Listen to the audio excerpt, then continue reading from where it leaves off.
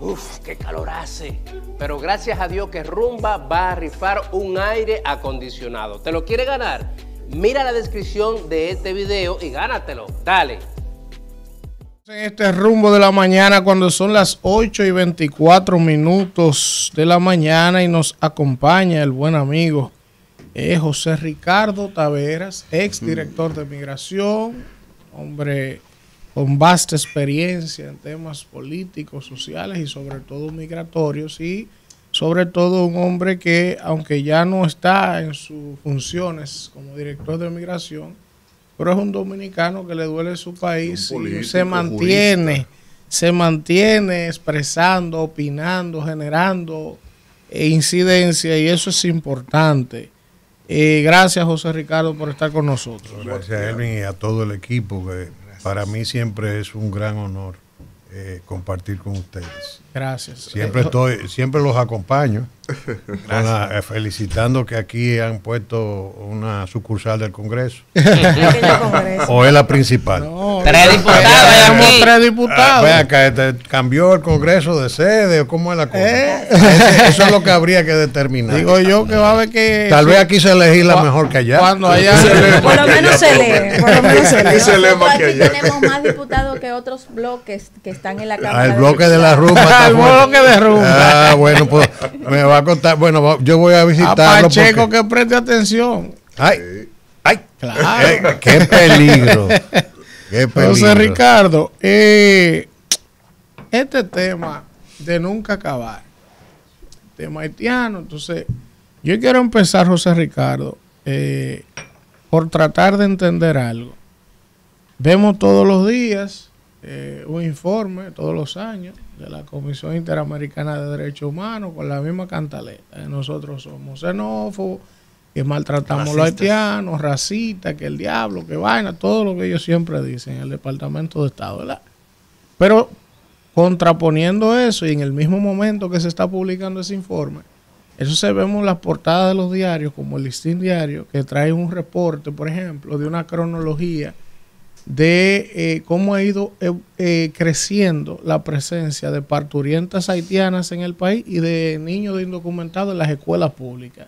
Se habla, lo decía Mario Lama ayer, que ya el 35% de las parturientas a nivel nacional son haitianas, y que en algunos lugares como en Mao y en Higüey son el 60%, ¿verdad? Entonces, él estima, según estimaciones que no son datos concretos, que el presupuesto nacional que se destina solo para migrantes haitianos es de más de entre 10 y 15 mil millones de pesos al año, ¿verdad? Es más. Entonces, yo te pregunto a ti, el presidente ha dicho que él hizo un muro, que lo hizo, ahí hay un esfuerzo, ¿verdad? Ha fortalecido. El presidente hizo una empalizada. Ajá, una empalizada. Con respeto de mis amigos. Entonces, pero está bien. Una malla. Ellos dicen que es un problema. Ellos han dicho porque que este bloque también mayoritariamente. Entonces, José Ricardo. Oficialista, al contrario. Entonces, estamos aquí en una inmensa minoría. Entonces, José Ricardo, ¿cómo podemos nosotros, desde tu experiencia, describir el momento que vive República Dominicana con relación al tema migratorio, pero no lo que no queremos que, lo que es, lo que está pasando? Yo digo, siempre lo he dicho, que hay más de 3 millones de haitianos mal contados. Entonces, ¿hacia dónde que vamos? ¿Cómo es que nosotros vamos a detener esto o a regular esto? Y a propósito de 3 millones de haitianos, hay que ver, porque en el Congreso hay bloques haitianos. También. En la sala capitular hay bloques haitianos. No, pues ya en la Fuerza Armada y la Policía Nacional ni se diga. O sea, bueno. Pero es verdad que están en todos los sectores. Culmina tu pregunta. Entonces la pregunta es, José Ricardo, profesor, pero lo dejó frío. ¿qué nosotros podemos hacer?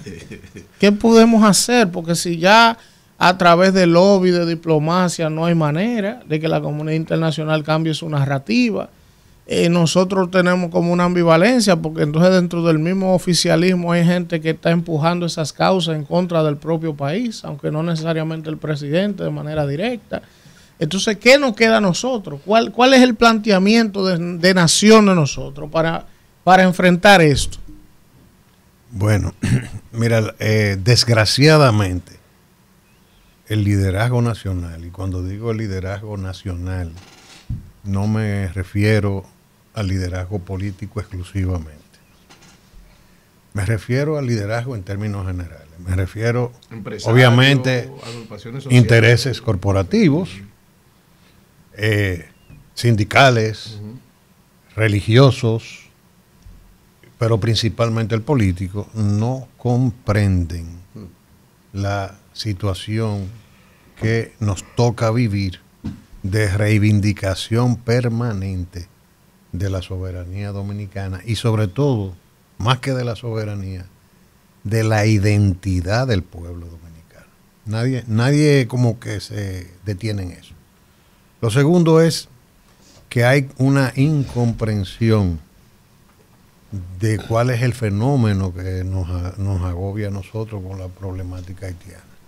Aquí todo el mundo habla del problema migratorio haitiano. Aquí no hay un problema migratorio. Yo siempre he dicho, y creo que lo he compartido con ustedes, que problema migratorio tenemos nosotros, por ejemplo, con los venezolanos, que hay alrededor de 50,000 venezolanos aquí, que han llegado porque no hay condicionamiento de visa y se han establecido. Es un problema migratorio que tiene una causa muy específica, que es una causa momentánea, porque aunque dure 20 años más, pon tú, no es un evento permanente como el caso haitiano. En el caso de Haití nosotros tenemos un problema de expulsión de población, que es un fenómeno diferente al fenómeno migratorio, técnicamente. Entonces, cuando un Estado, un territorio está reunido, una nación, primero complejísima, porque nosotros hablamos de los haitianos, pero la identidad haitiana es una identidad compleja. Sí. Porque por las razones históricas de cómo se conformó esa nación. Ellos provienen de tribus diversas y conservan en gran medida raíces, vínculos culturales con su. Tú ves que hay expresiones incluso de algunos haitianos que tienen prácticas de canibalismo, porque es una cuestión que ellos arrastran en su ADN y es un proceso. El conocimiento del manejo de las toxinas. Pero eso significa que no todos los haitianos tampoco tienen una misma identidad cultural, ni unos mismos orígenes. Es una identidad compleja en proceso de consolidación, yo diría. Entonces no comprendemos que eso que está ahí, que es un conglomerado humano, en un territorio científicamente establecido que no tiene condiciones para la vida humana,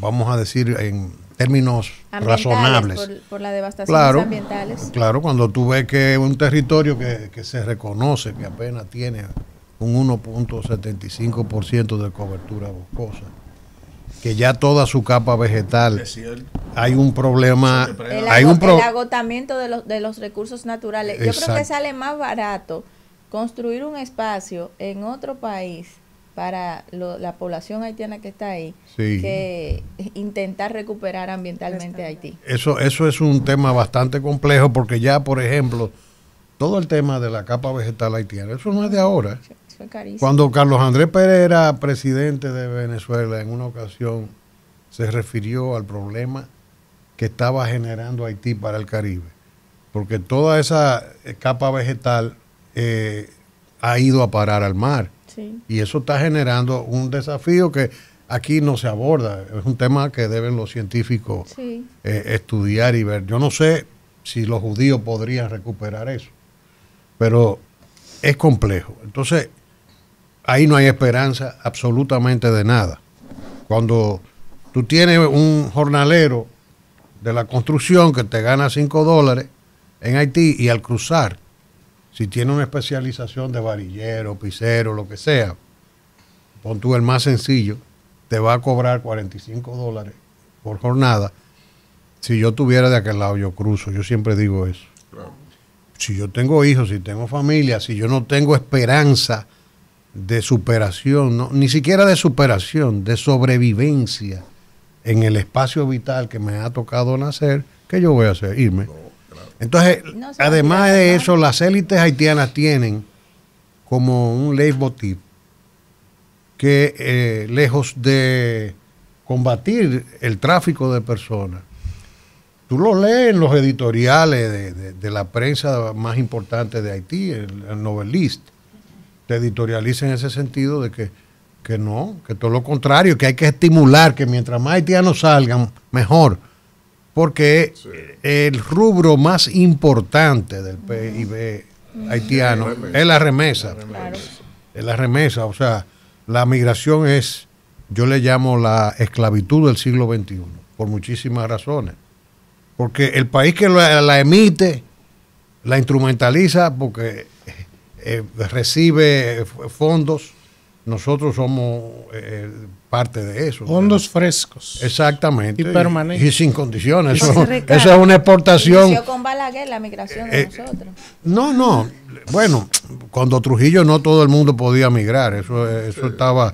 Pero son tiempos diferentes. Ya hoy día que la movilidad humana se ha ido facilitando cada vez más. Entonces tú ves a esa gente estimulando eso porque esa es, vamos a decir, la columna vertebral de su economía. José Ricardo, Sí. esta semana llegó el contingente de los kenianos a Haití y se ha hablado mucho de eso y había mucha expectativa, todo el mundo esperando que llegaran a restablecer, entre comillas, el orden en Haití, pero nadie habla de lo que representa eso para República Dominicana, porque ellos van para Haití, entonces las bandas haitianas pudieran cruzar para República Dominicana huyendo de esos militares. ¿Estamos nosotros preparados para lo que pudiera pasar en las provincias fronterizas con relación a esas bandas haitianas que pudieran cruzar para este lado? Bueno, mira, te conecto la anterior con esta.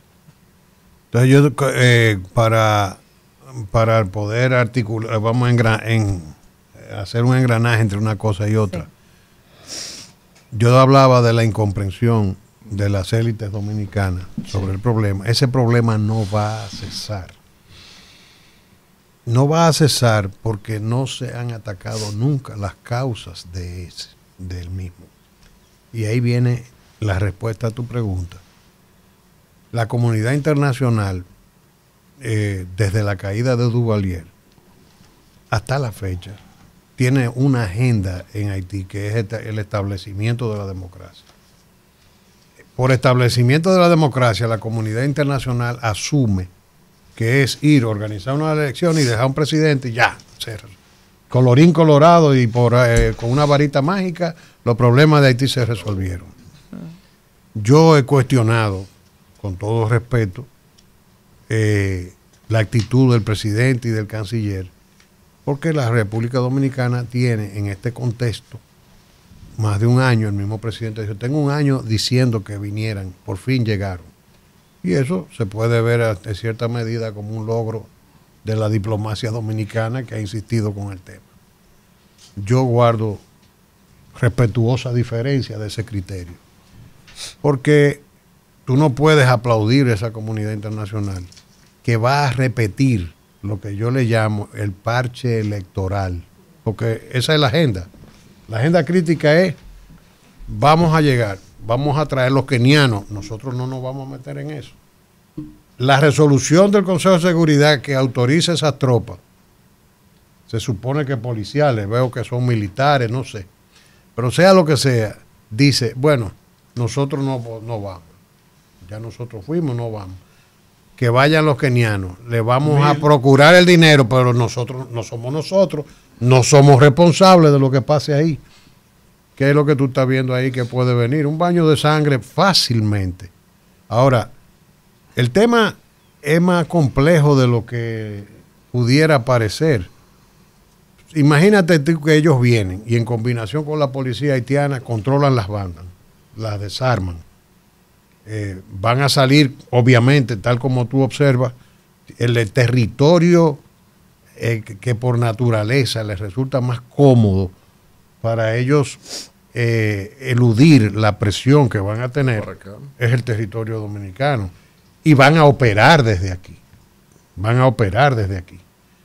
Entonces, y van a seguir mandando, igual como hacen los presos, los delincuentes presos, que desde la cárcel, con su teléfono, controlan sus equipos y van a operar igualmente. Por eso es que la República Dominicana siempre ha sido un territorio que cuando hay crisis en Haití es un territorio de evacuación hacia terceros estados, porque desde aquí quedan en capacidad de desestabilizar. Y nosotros vamos a tener problemas de seguridad con ese tema. Pero para decirte, si pon tú que resuelven el tema, controlan las bandas, recuperan los espacios, se convoca unas elecciones. Tenemos un primer ministro que es un empleado de Naciones Unidas. Entonces, se convocan elecciones, se establece un presidente. ¿Cuántas veces hemos visto ese tema? ¿Y cuántas veces hemos tenido que volver a ver las crisis recurrentes, las crisis de gobernabilidad? Porque sencillamente ahí ese no es el único problema de Haití. El problema de Haití es financiero.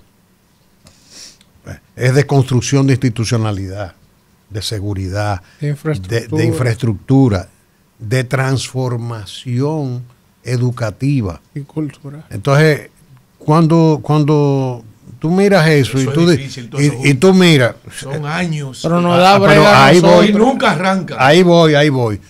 Por eso es que yo pues digo que guardo respetuosa diferencia de la actitud del gobierno. ¿Por qué? Porque nosotros nos estamos limitando, que qué bueno, y estamos aplaudiendo que llegaron las tropas. Pero, y ya en Ucrania, que tiene una guerra que no se sabe cuándo va a terminar, la Unión Europea anunció que va a invertir, cuando termine la guerra, 450.000 millones de euros. Todavía el paquete de los Estados Unidos no ha sido anunciado. Y entonces, obviamente, ahí va a haber una inversión de un plan Marshall para la recuperación de Ucrania. Ya la están metiendo en la Unión Europea. O sea, comenzó el proceso, que es largo. Pero, ¿quién ha dicho que después que esas tropas pacifiquen Haití, se van a invertir 20.000 millones de dólares en Haití? Ni siquiera. Nada. Entonces, cuando la comunidad internacional hace eso, se está lavando las manos. Y nosotros no la podemos aplaudir. Porque la actitud de la República Dominicana debe ser, miren, eso no basta. Porque si no hay ellos no están en capacidad de levantarse. Están en un estado de indefensión de levantarse por sus propios medios. Nosotros venimos de una situación parecida a la haitiana, de una miseria mucho mayor que la de ellos. Y hemos ido articulando un estado deficiente todavía, con muchos problemas, una institucionalidad precaria, fundamentada en la jefatura como eje de todo y no en la ley, pero estamos creciendo poco a poco.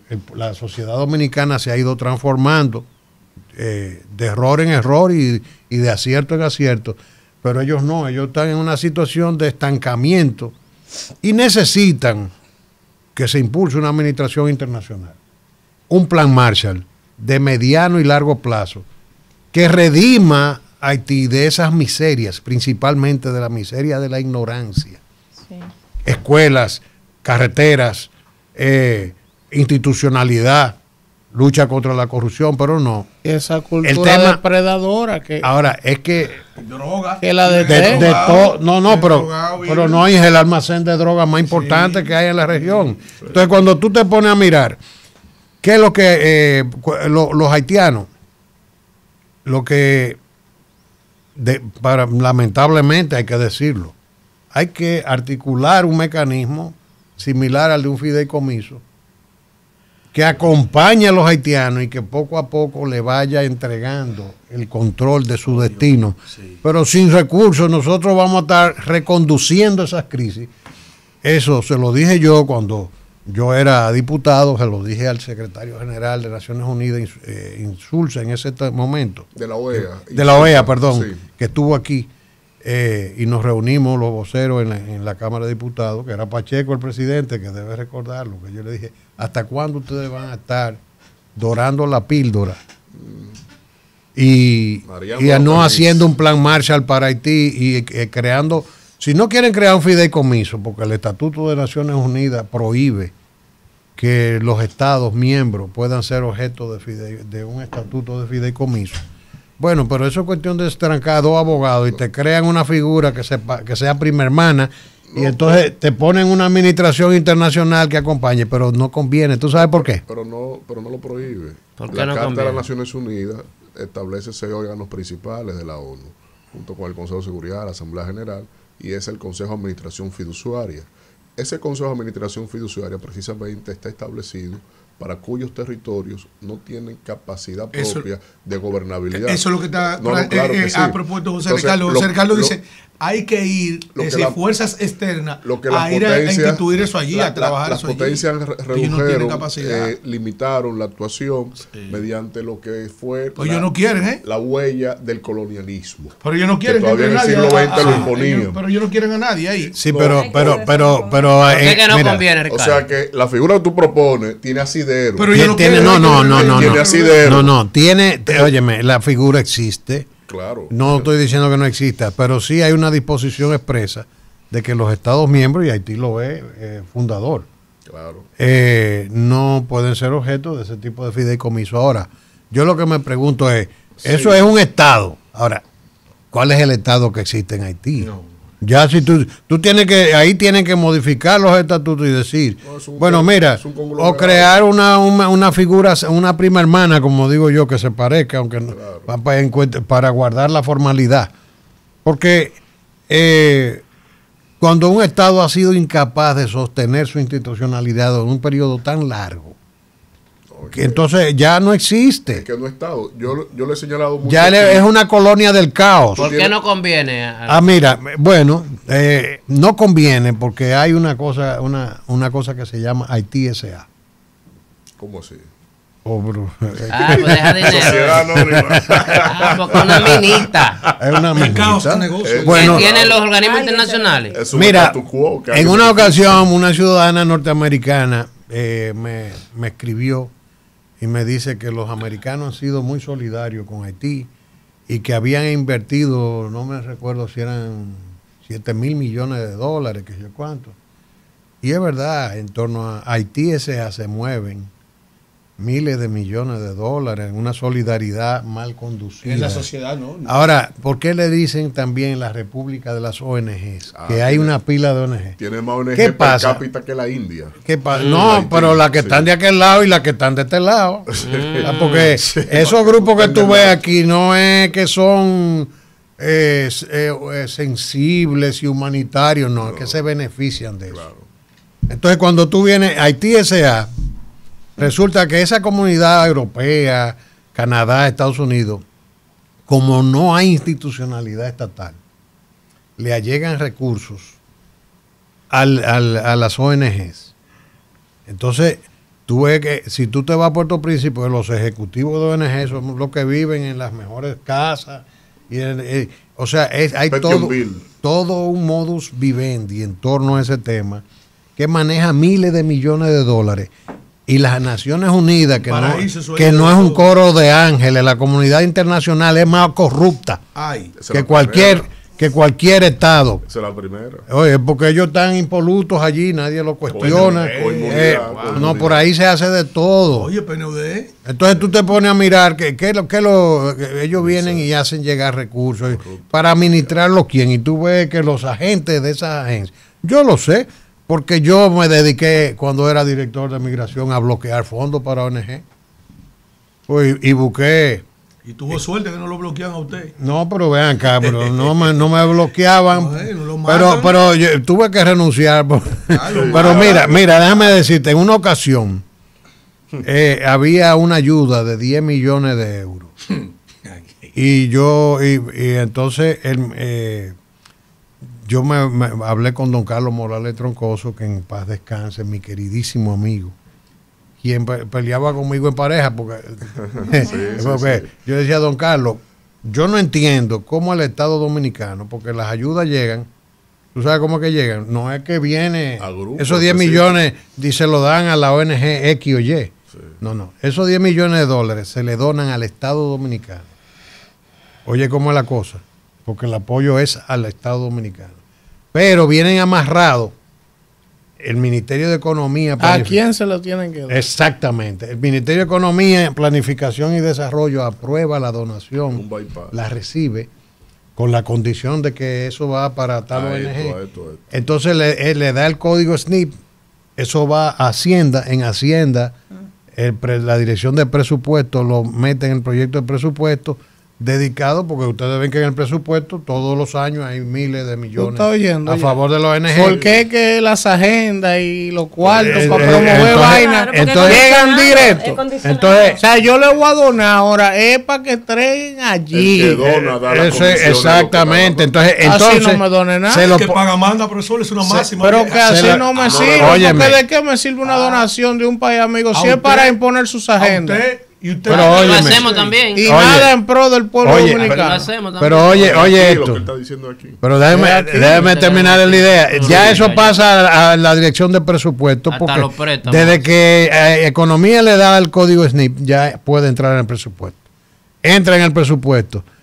Eso va al Congreso, se aprueba. Entonces, esas ONG reciben, cuando empiezan a desembolsar los fondos, de parte del Estado, la asignación, pero es con ese financiamiento.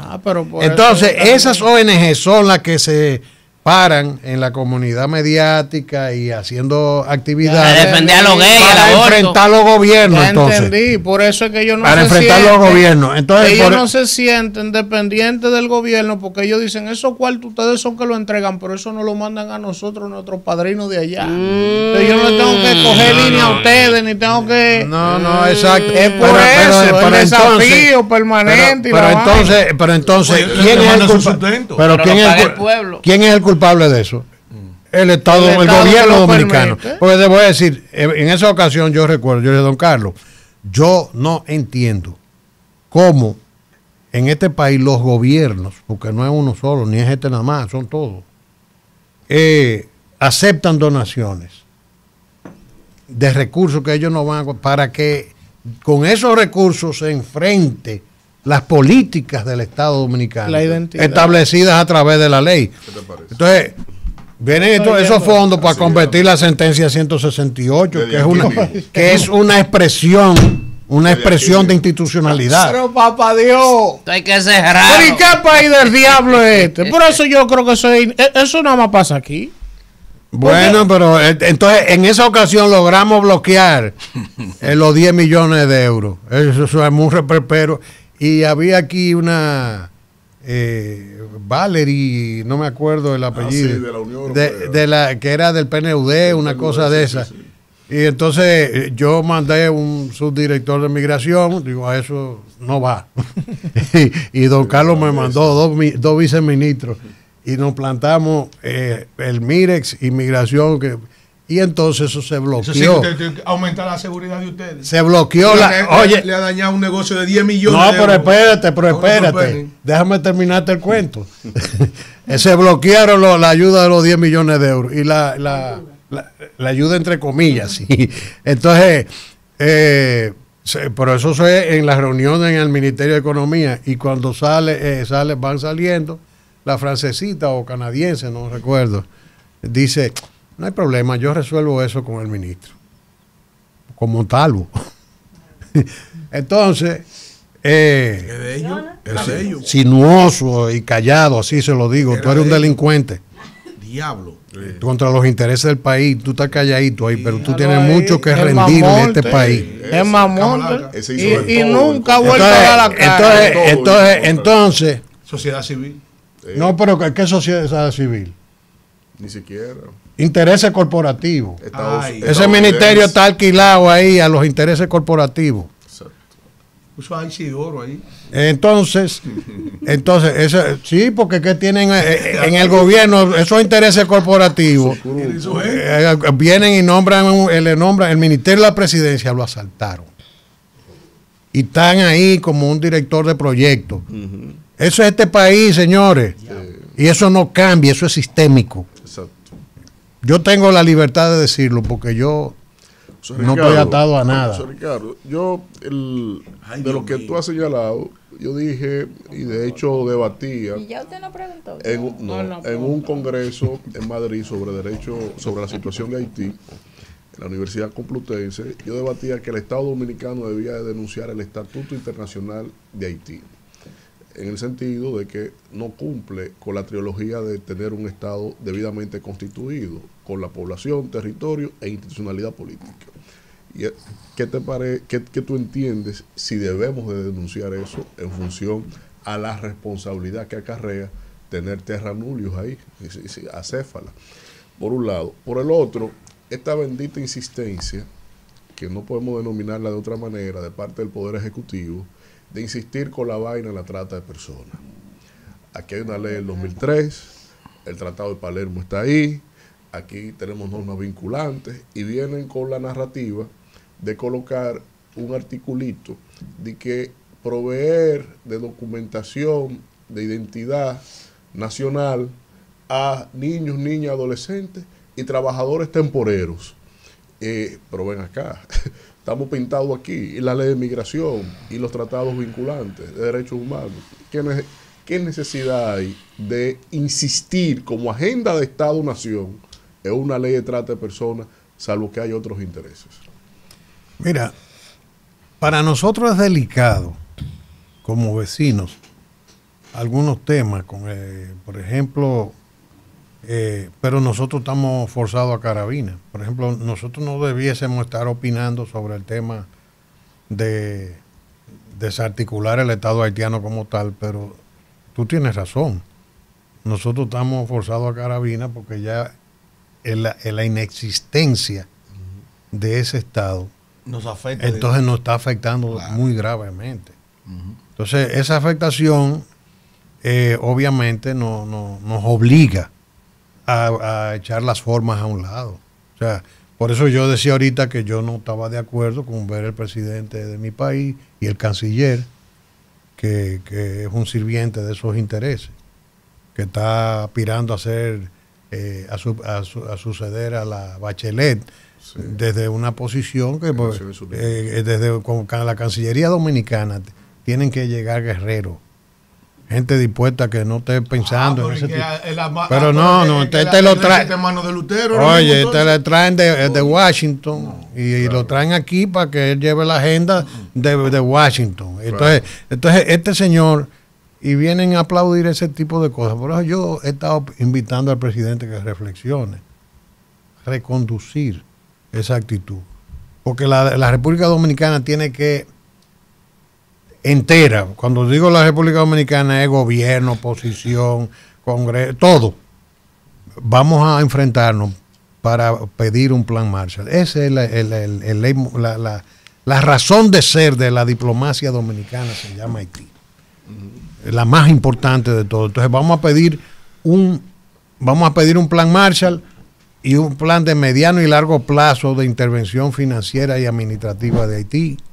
Dile a la gente que es lo que es un plan Marshall, porque la gente el plan Marshall se le llama así, se quedó, vamos a decir que se quedó llamándosele así a un plan de rescate financiero, porque por ejemplo después de la Segunda Guerra Mundial Europa quedó devastada, entonces se hizo el plan Marshall, que fue la creación de un presupuesto para rescatar, reconstruir, porque quedó destruida, y rescatar las economías europeas.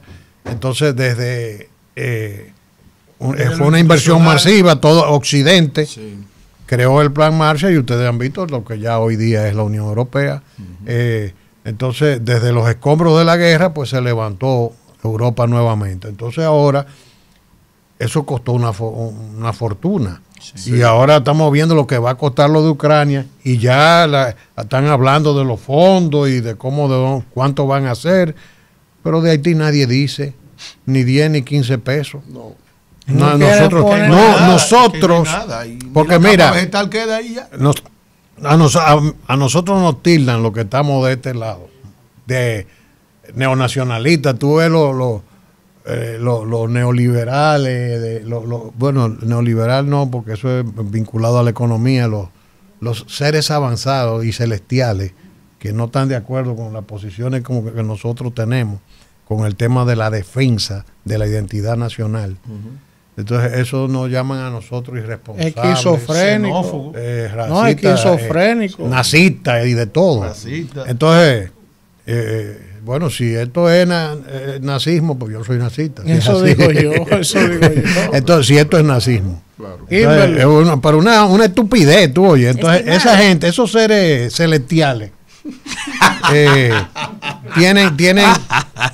tienen una visión, tú sabes, que desde la cual es muy cómoda, porque ellos son los beneficiarios de esos fondos que llegan. Esos 10 millones y tú lo ves a ellos, tú lo quieres encontrar. No, pero para eso, probablemente después se lo hicieron llegar por otro lado, pero tú lo quieres encontrar a ellos. Ellos vienen y se reúnen en una...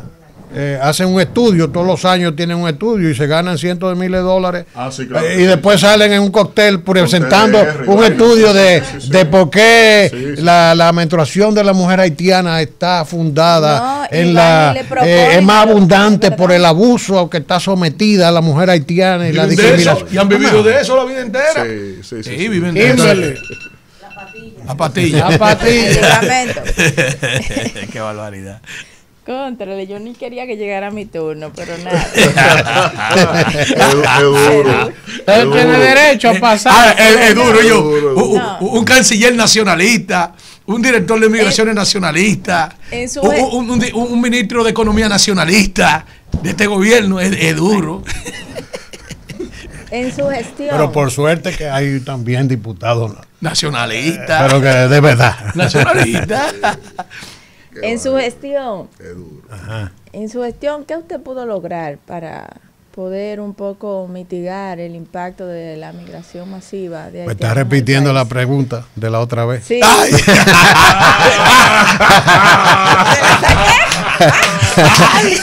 Busca el video. Está esperando. No tiene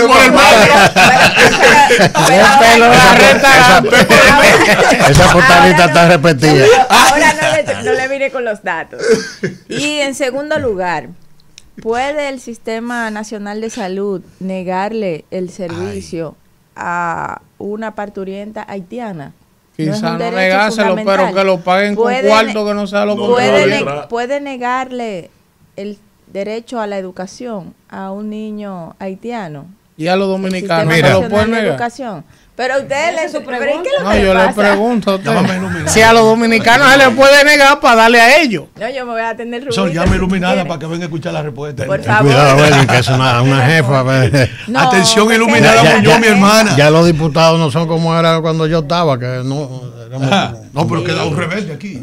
Un rebelde. No, me refiero que antes los diputados, bro. Antes un diputado era una cosa. Una cosa ahí. Es un rebelde güey.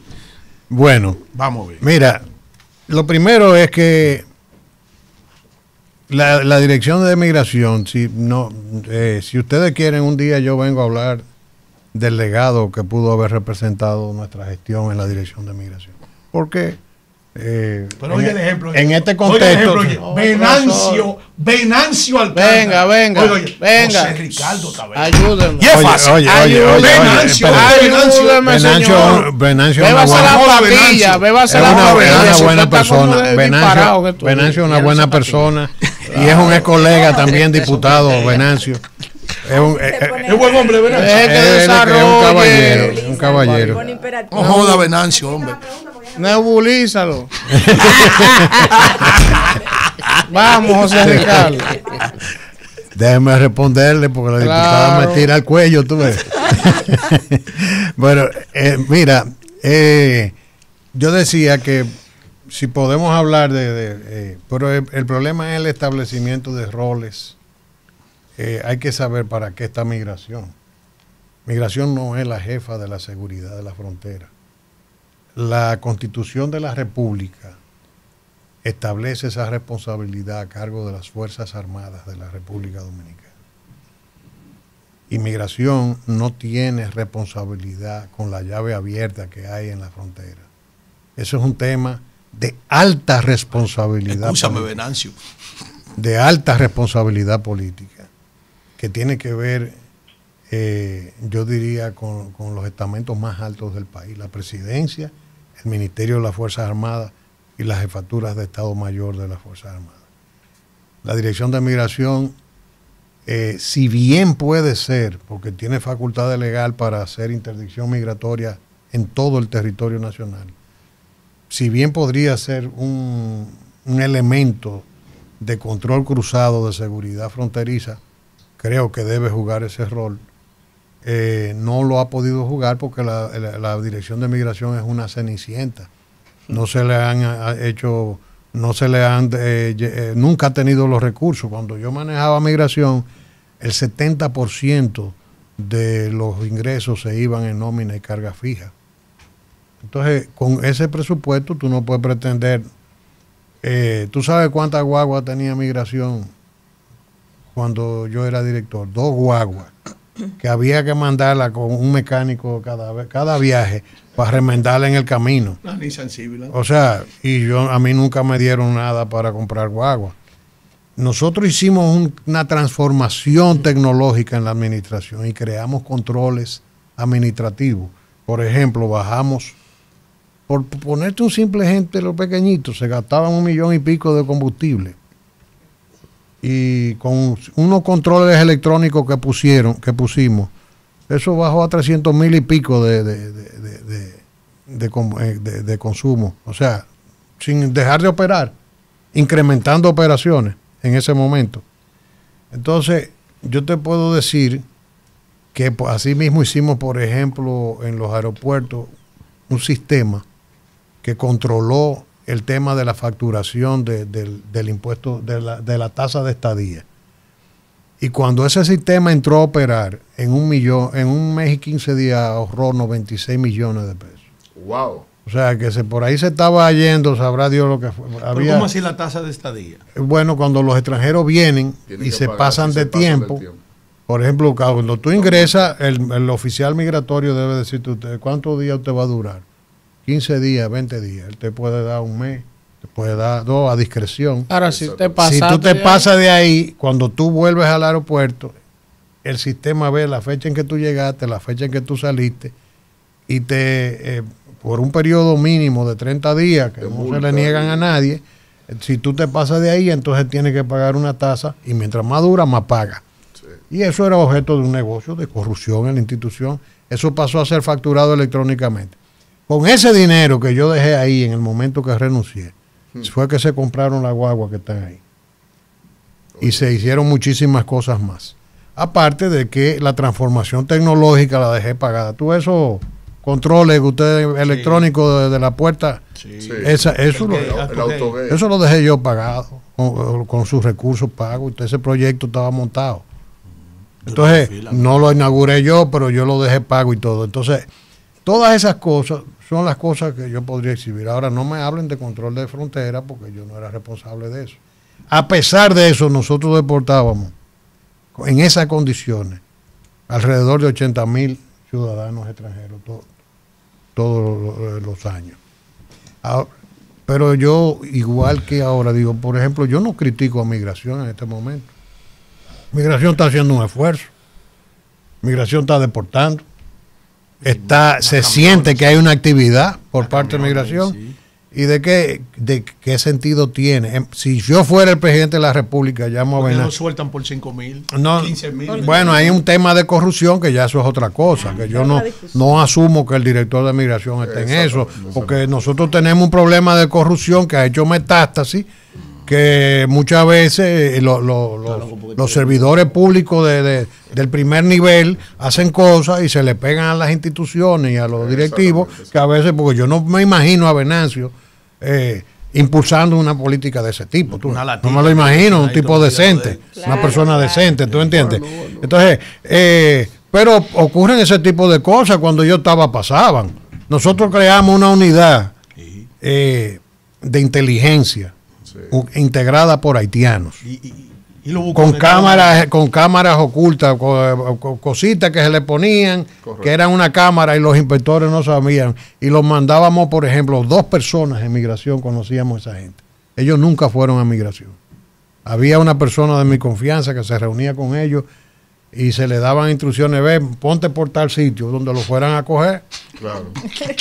Con dinero. De la ruta. ¿Qué país del diablo es este? No, pero es así. Para que sobornaran los agentes de migración. Entonces, cuando lo montaban en la guagua, ellos empezaban a crear las condiciones y lo teníamos firmado y lo sometíamos a la justicia. Entonces, logramos... Y él con sus 5,000. ¿Quién da más? Entonces, el video le llegaba al director. Senate, sí, pues sube. Pero el video le llegaba al director de migración y entonces ahí venían las consecuencias. Tráigamelo. Entonces, obviamente, así fue que yo logré evitar ese tipo de ruido en mi gestión. Entonces, por ejemplo, yo te voy a decir, y en los aeropuertos. Eso paró algo. Ay, en los aeropuertos, no. El aeropuerto, Oye, mira, ellos se la jugaban porque nada más había 2 infiltrados. No había forma de tener espérate. Porque déjame decirte, esa unidad que era. Y no le daban ellos su golpe a esos delatores. No, porque ellos no sabían nada. Ellos no sabían nada. Ellos cogían su cuarto y bye. Pasaba la información. Mira, fulano. No, es que ellos no sabían. Ellos no sabían cómo era. Los guardias fajaban en la frontera y los tigres cogían los cuartos aquí. Porque eran infiltrados morenitos también. Ellos no sabían cuál fue, cómo fue. Óyeme, era una unidad que no integraba. Ellos no se volvían a ver con esa gente jamás. Entonces ya venía porque ellos no trabajaban en migración. Era dinero, eso era una unidad de inteligencia migratoria que nosotros usábamos, que ningún empleado de migración conocía.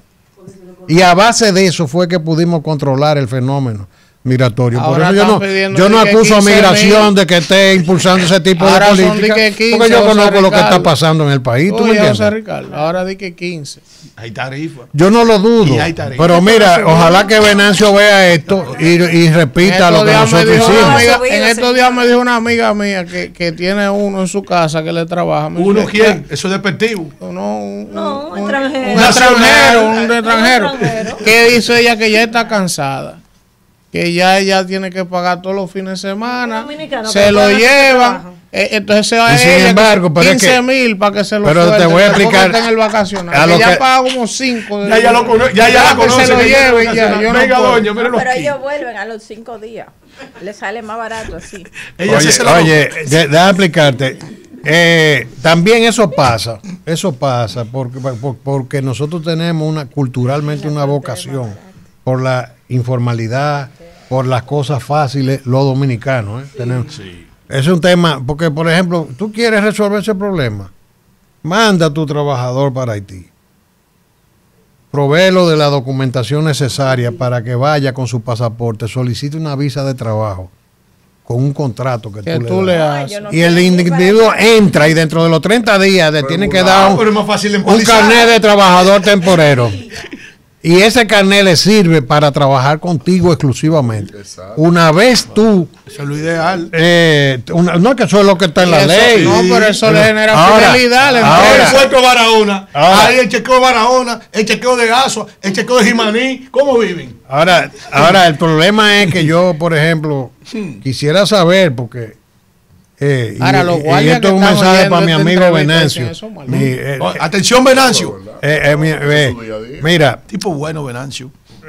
Un colega fue diputado también. Honesto. Sí, él es una estaba jubilado. Gracias, Víctor. Gracias. Elías, vamos, Elías, con su pregunta. Vamos, Víctor. Bueno, pero ayúdame con el reloj. Pero déjame terminar con Kimberly, porque tal vez no me repite la pregunta. Lo de las hospitales, los servicios, si se le puede negar algún servicio de salud o servicio de educación, que es un derecho de los migrantes. Mira, en ese sentido, yo siempre he dicho, porque una situación de emergencia no se le niega a nadie en ningún lugar del mundo. De emergencia. Sí. Por ejemplo, la gente confunde una mujer grávida. Una mujer grávida, que es embarazada, sí, con una persona en labores de parto. Son dos cosas diferentes. Si se presentare una emergencia de una dama grávida en labores de parto, en cualquier lugar del mundo esa persona debe ser asistida y los dominicanos... Pero así es que se presenta, no es grávida. Eso es planificado. Bueno, yo invito... Va para la maternidad Ilumina para que usted vea. Yo invito... En la sala de espera.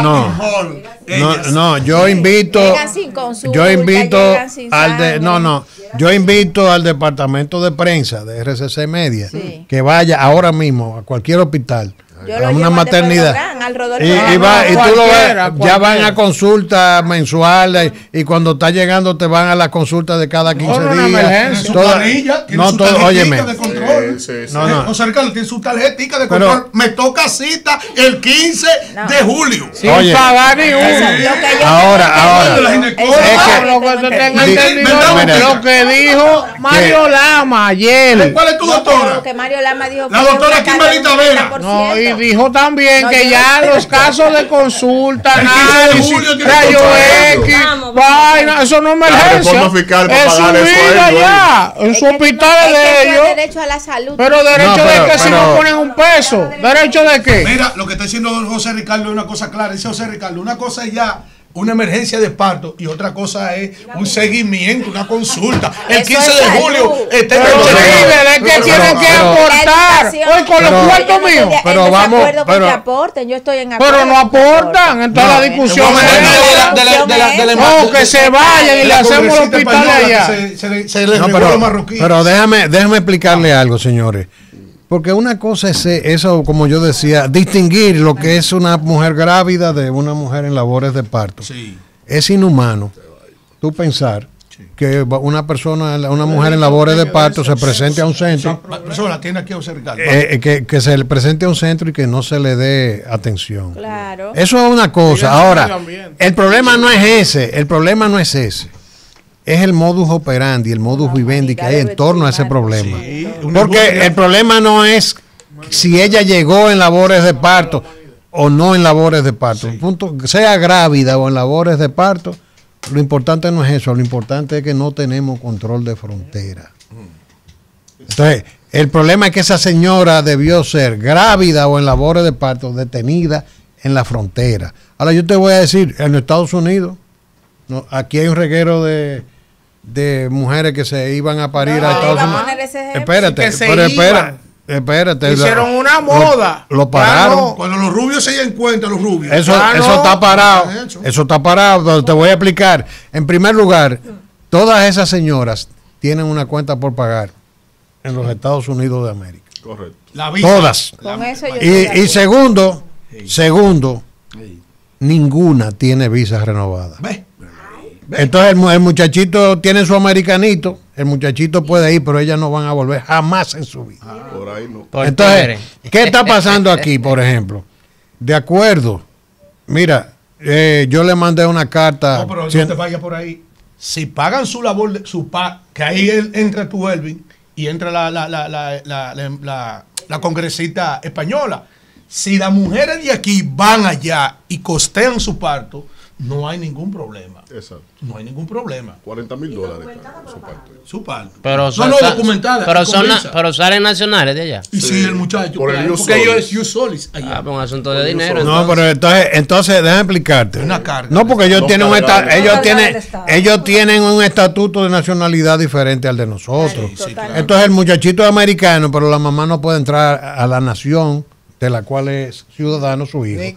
Y ese muchachito tiene mucha probabilidad de ser usado como carne de cañón en una guerra, porque son los primeros que te convocan. Sí, claro. Ajá, pero vean acá. Y si no va, lo someten a la esa justicia. política de nacionalidad tiene que ver con eso también. Mira la ¿o no? composición del ejército americano, la mayoría son latinos. Señores, pero ahora vamos a dejarlo ahí ya, porque ya José Ricardo ha dado demasiada clase. Tenemos una hora ya. No, yo iba a hacer una pregunta sobre